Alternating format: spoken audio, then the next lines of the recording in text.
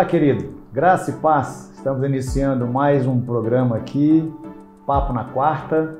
E desde já queremos agradecer a Deus pela sua vida, pela sua audiência e rogamos ao bondoso Deus que o papo de hoje possa edificar a sua vida e abençoar a sua vida. O papo de hoje será com a seguinte temática: como identificar uma seita?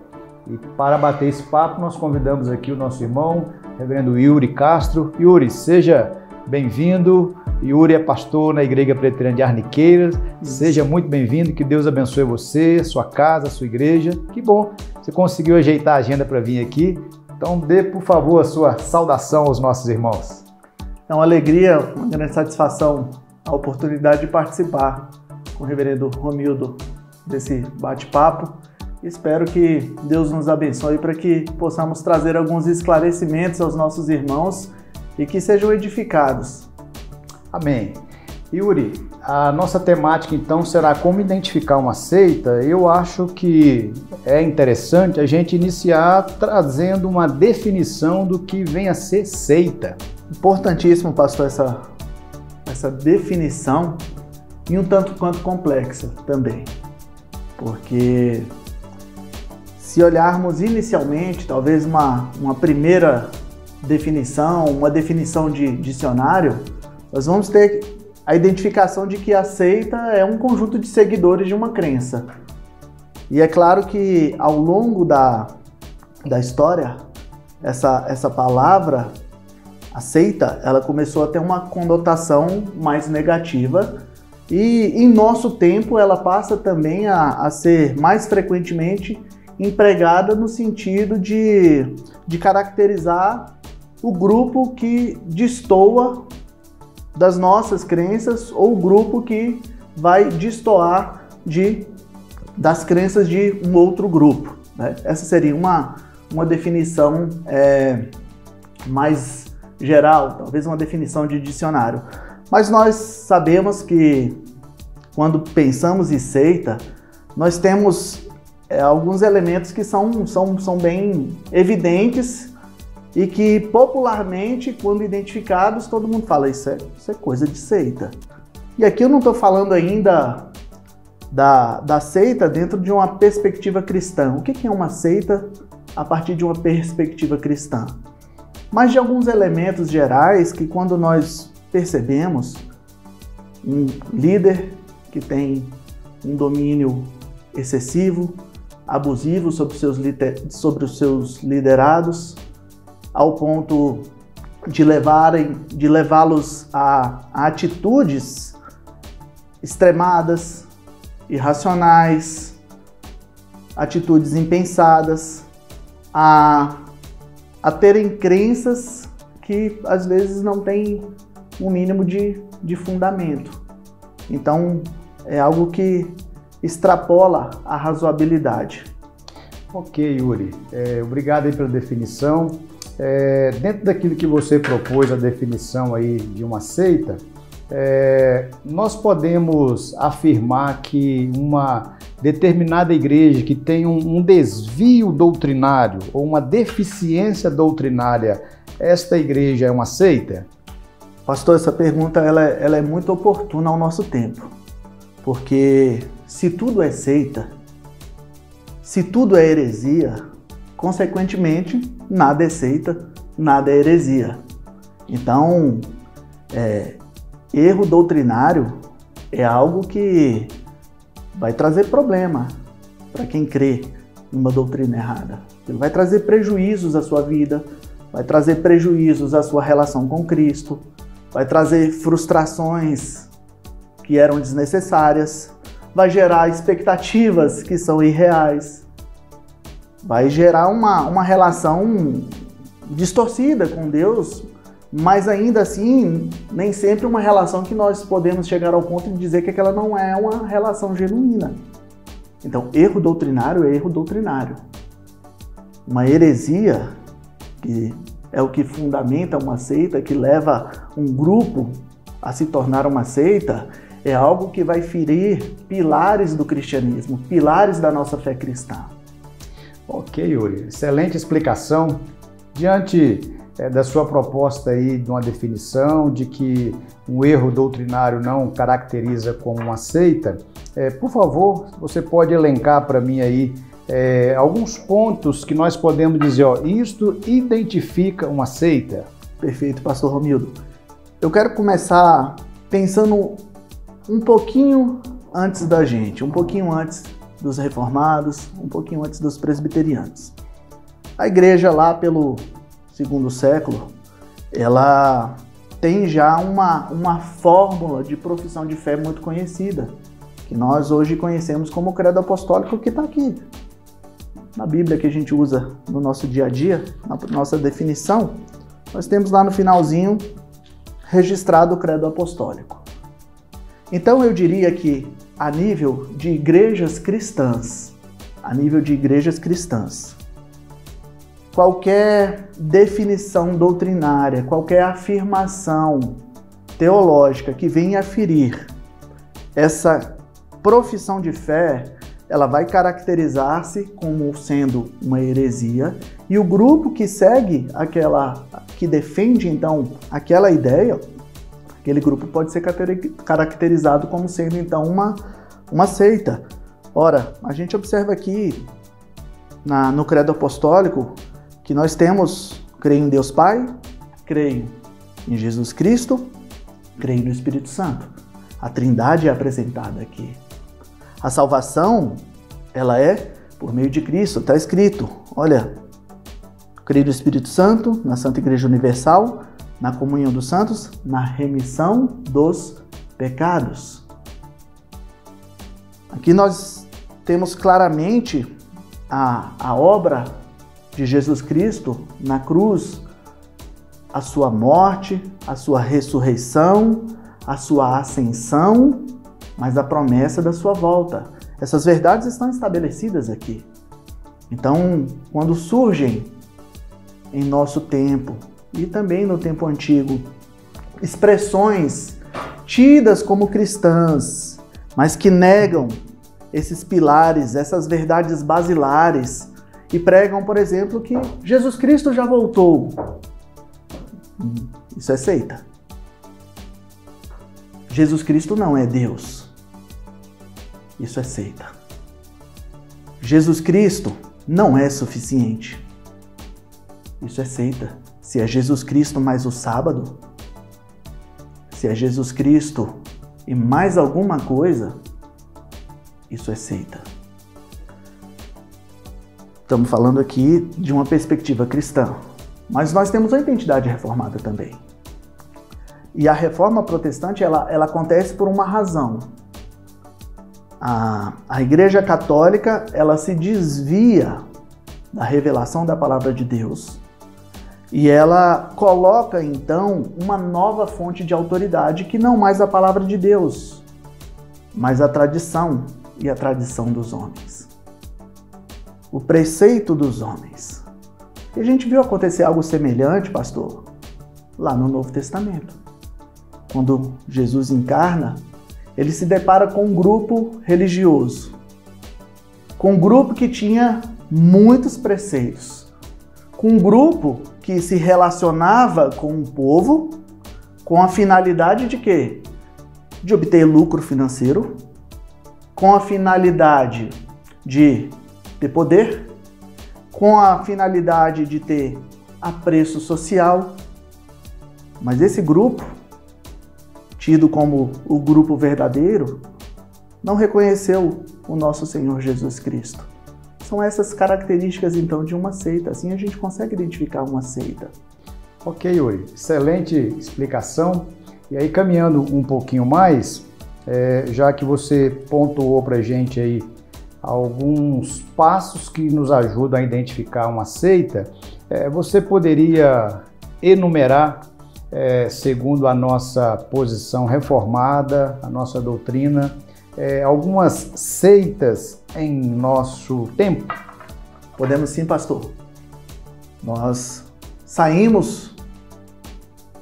rompemos com o catolicismo romano, porque o catolicismo romano nega a suficiência da Escritura, nega que a a fonte de autoridade é a Bíblia, a palavra de Deus revelada, e coloca como sendo fonte de autoridade a história.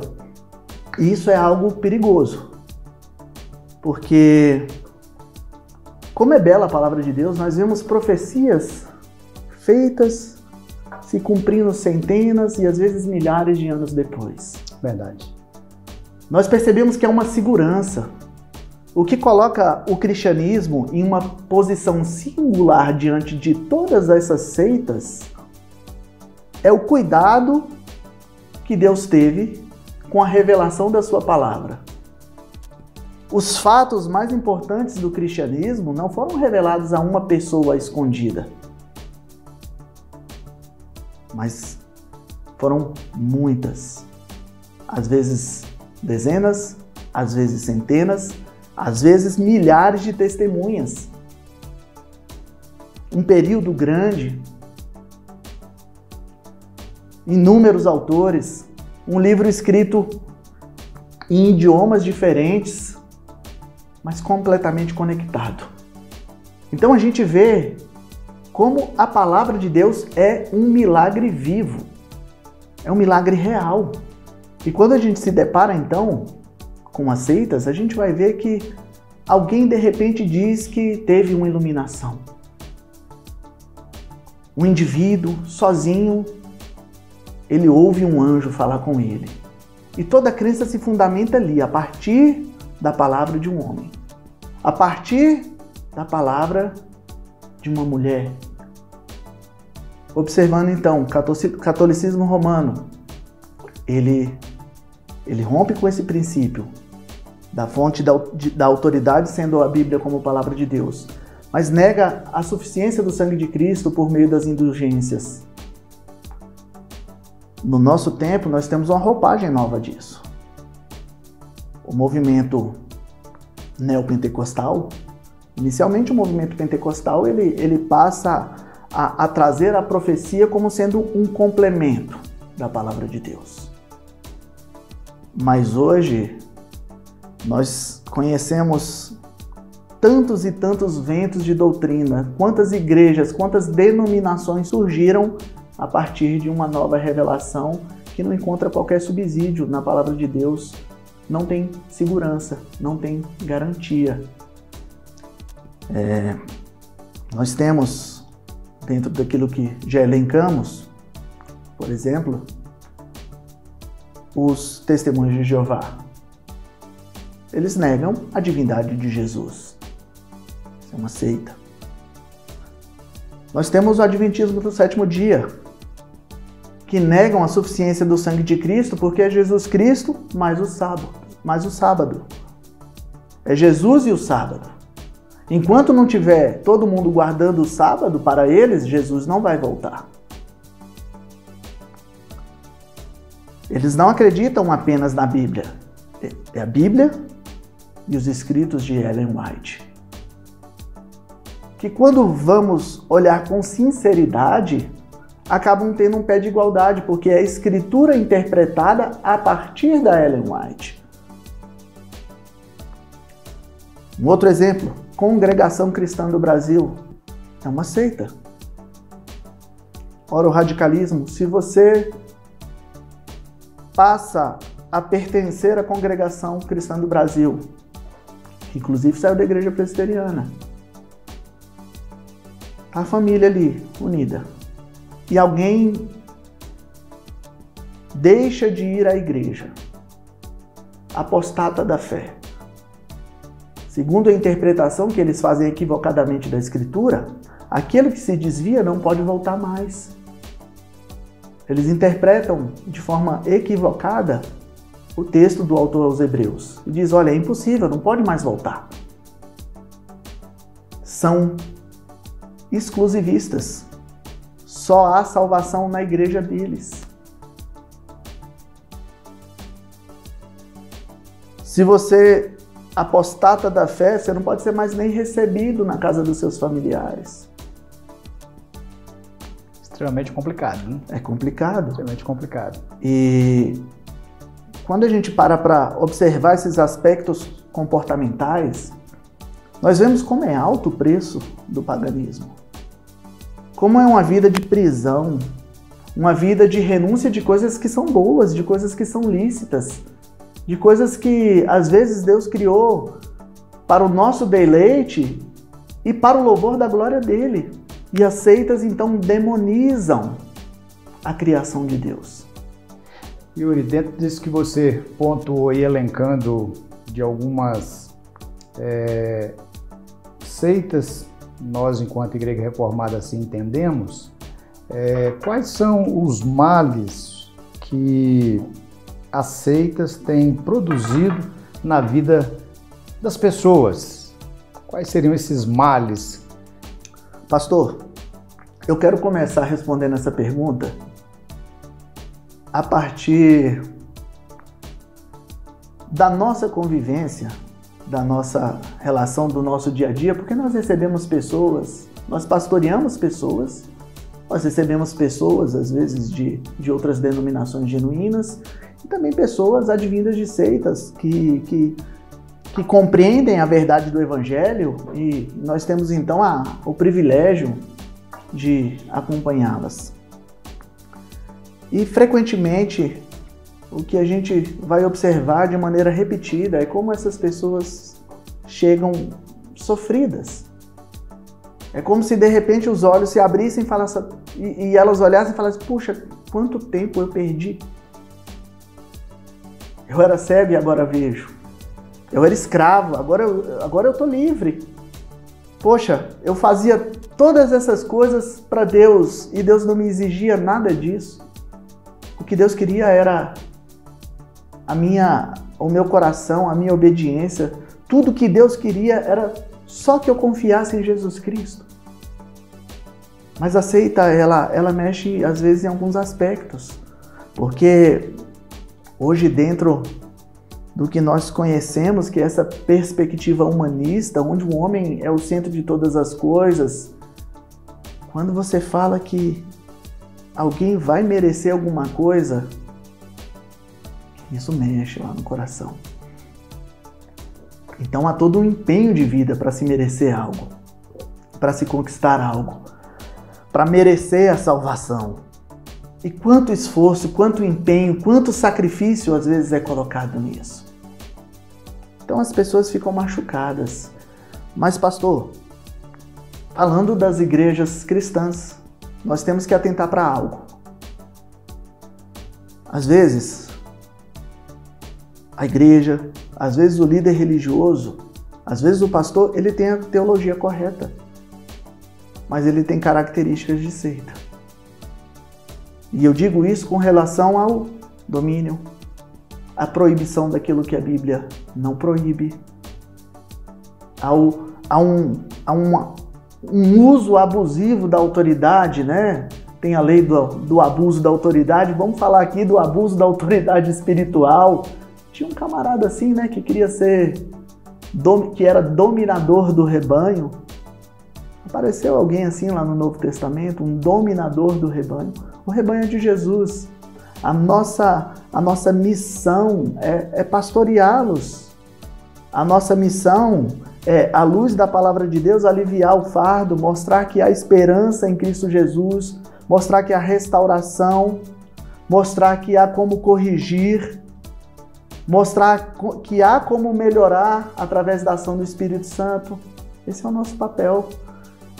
Se enxergarmos a vida, se enxergarmos a Bíblia, pura e simplesmente como um livro de pode e não pode, apesar de pertencermos a uma igreja verdadeira, porque a Igreja Presbiteriana do Brasil, graças a Deus, permanece na sã doutrina. Ela administra corretamente os sacramentos. É uma igreja que ainda exerce a disciplina eclesiástica. São pontos elencados por Calvino lá atrás. E Calvino, longe de ser como Ellen White é aos adventistas para nós. Calvino é um miserável pecador que nós muito admiramos, mas é um miserável pecador. Muito bem, Yuri. Estamos caminhando já para o final do nosso papo O papo fluiu tão bem que estamos caminhando para o final. Mas vamos pensar aqui, e alguém das nossas igrejas vai ter acesso a esse nosso bate-papo, e ele tem um familiar, um amigo, um parente, que ele entende que está frequentando uma seita. Qual conselho você pode oferecer para aqueles que estão frequentando uma seita, para que os seus olhos sejam abertos, se assim eu posso colocar? Eu digo o seguinte: procure conhecer, procure compreender, procure ler e buscar respostas da Bíblia. Esse é o canal seguro. Quando Jesus Cristo ele sobe aos céus e promete voltar, ele diz o seguinte: olha, eu estou indo, mas eu vou deixar um canal seguro aqui. Eu vou deixar um meio para a gente se comunicar. O número do meu telefone é esse. O meu WhatsApp é esse aqui. Então, se você ouvir uma mensagem por um outro canal que não seja a Bíblia, saiba, é golpe, é fake news. Ainda que um anjo lhe anuncie um outro evangelho, ainda que você tenha uma experiência sobrenatural, fique com o que é seguro. Esse é o caminho seguro que Deus escolheu para falar conosco. Busque respostas na Bíblia. Há uma história que corrobora com a Bíblia. Há uma história que mostra que a Bíblia é um livro confiável. Se você pegar elementos acadêmicos, elementos de como a história é construída, quando você vai olhar para a Bíblia, para a revelação de Deus, como Deus fez as coisas, você fala: eu estou no caminho seguro. Questione. Se você está em uma igreja, se você está em uma comunidade religiosa onde você não pode fazer perguntas, onde você não pode questionar, onde você não pode dizer que não está entendendo, onde você pode dizer que não concorda, tem algo errado. Não é errado não concordar, não é errado discordar, não é errado questionar, desde que o seu desejo seja realmente compreender, encontrar a verdade. Na palavra. Na palavra. Na palavra. Muito bem, Yuri. Estamos chegando ao final do nosso Papo na Quarta e queremos orientar você, meu irmão, minha irmã, que o papo de hoje possa ter edificado a sua vida. E como o reverendo Yuri pontuou aqui, relembrando o Calvino, que disse que a igreja verdadeira tem 3 marcas: a correta ministração da palavra de Deus, a correta administração dos sacramentos, e é uma igreja que exerce a disciplina. A igreja que se diz igreja e não está fundamentada nessas 3 marcas, temos que repensar se realmente é uma igreja. Yuri, Deus abençoe, obrigadão por ter vindo, foi um papo agradável. Por favor, dê a sua fala final para os nossos irmãos aí, por gentileza. Agradeço mais uma vez ao pastor Romildo, a 4ª Igreja Presbiteriana de Taguatinga, o conselho dessa igreja. Foi uma alegria participar com os irmãos e espero que esse bate-papo possa edificar a sua vida. Espero que você possa ter talvez mais dúvidas, que te leve a estudar um pouquinho mais, a buscar compreender a palavra mais, mas que também espero que você hoje, após assistir esse nosso bate-papo, possa compreender que você está caminhando em um caminho seguro se você anda conforme a palavra de Deus. Amém e amém. Querido, Deus te abençoe e, tendo a oportunidade, siga aí as nossas redes sociais, dá um like aí após você participar aí, né, ouvindo o nosso bate-papo, e tendo a oportunidade, faça uma visita aqui à 4ª Igreja Presbiteriana de Taguatinga. Será uma alegria ter você aqui. Fiquem todos na paz de Cristo e até mais. Tchau, tchau.